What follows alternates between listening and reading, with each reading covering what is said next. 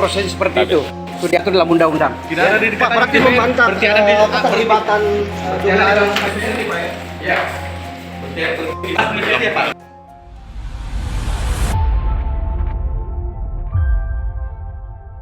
Selamat siang Tribuners, dimanapun Anda berada, saya Rasmi Wayanun.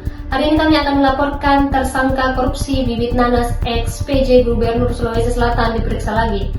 Berikut laporan selengkapnya.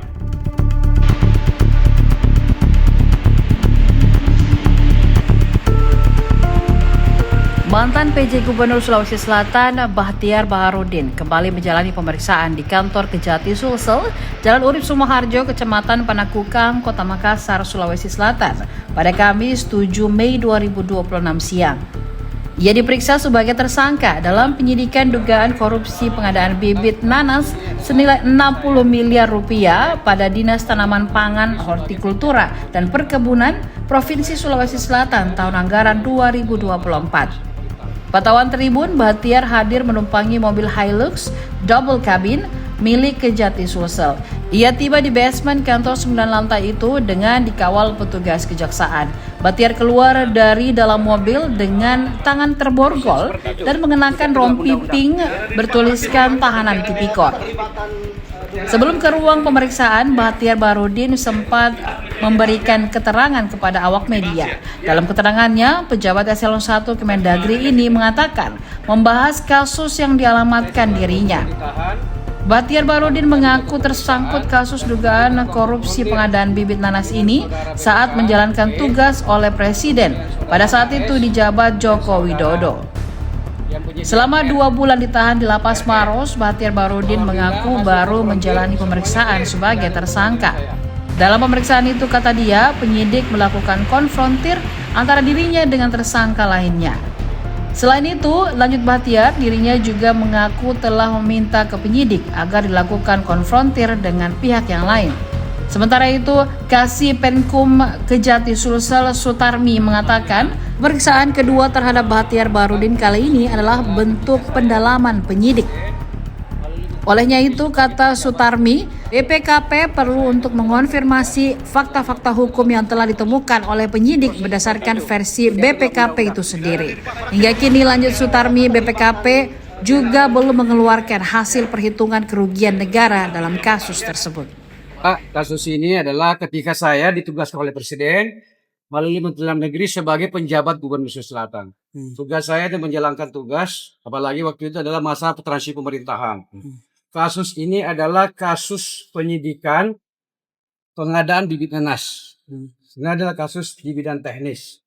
Jadi kita menghargai kemarin perkembangannya, saya setelah 2 bulan ditahan, baru kemarin dilakukan pemeriksaan dan kemarin dilakukan konfrontir dengan saudara PPK, UP, kemudian saudara HS, kemudian saudara yang penyedia R, RE. Alhamdulillah hasil konfrontir semuanya clear, tidak ada hubungan dengan saya. Yang kemudian saya minta konfrontir pihak yang lain. Kemudian hingga hari ini alhamdulillah saya tidak ada terbukti menerima manfaat apapun dari proses ini, termasuk tidak aliran uang. Bapak Mendagri, saya selaku staf telah menjalankan tugas, namun kami menghargai proses hukum sedang berlangsung. Terima kasih, mohon doanya semuanya. Pak, ada yang kejanggalan sebutkan yang lain. Yang lainnya adalah kaitan dengan misalnya APBD. APBD itu diatur dengan Perda. PP 12/2019, APBD adalah ketentuan umum. Adalah rencana keuangan tahunan Pemda yang diatur dengan Perda.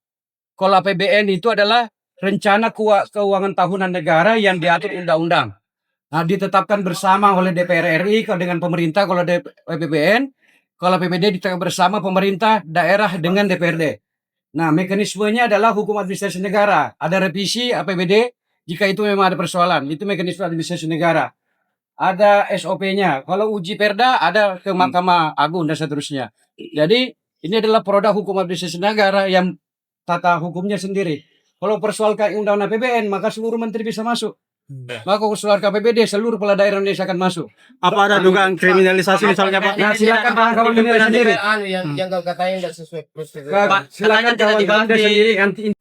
Jadi hari ini setelah saya konfirmasi kepada penyidik, mereka membenarkan bahwa betul hari ini ada pemanggilan kepada mantan PJ, BB, itu terkait untuk pendalaman pemeriksaan oleh tim BPKP, di mana penyidik telah menemukan fakta-fakta hukum tentang keterlibatan mantan PJ saudara BB ini. Nah, olehnya itu BPKP perlu untuk mengkonfirmasi fakta-fakta hukum yang telah ditemukan oleh penyidik berdasarkan versi BPKP itu sendiri. Tinggal membenarkan sesuai dengan temuan-temuan penyidik. Nah, nanti akan ditanggapi juga oleh BB kembali, ya, akan ditanggapi terkait fakta-fakta hukum itu. Nanti terserahlah penilaiannya seperti apa. Yang jelas baik versi penyidik maupun versi dari tersangka punya hak yang sama. Artinya ada konfrontir di atas ini Pak antara PJ dengan BPKP ini.